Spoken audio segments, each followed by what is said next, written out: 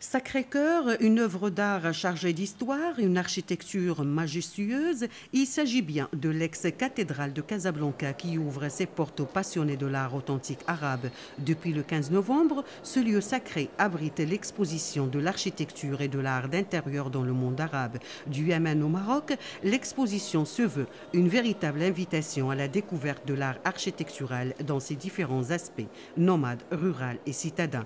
Un voyage aussi dans les univers intérieurs et les modes de vie traditionnels et modernes dans 12 pays du Proche-Orient et du Maghreb.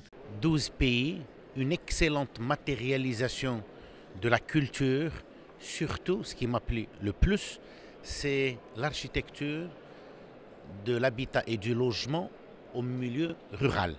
Photos, maquettes de portails, de maisons rustiques, de kasbah et de qsour en plein désert, en plus de 14 projections, l'exposition transporte le visiteur à travers couleurs et lumières dans la magie du temps et de l'espace de l'art de vivre à l'oriental. On montre des exemples des types d'habitats citadins, mais aussi des exemples modernes, c'est-à-dire comment des architectes modernes se sont inspirés dans la tradition de vivre et dans la culturelle matérielle traditionnelle des pays arabes pour développer des nouvelles formes modernes d'habitat.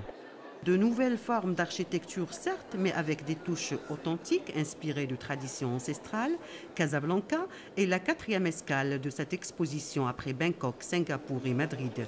Une exposition qui vise à faire connaître la richesse de la culture arabe, mais aussi et surtout promouvoir les valeurs de diversité et le métissage entre les peuples et les civilisations.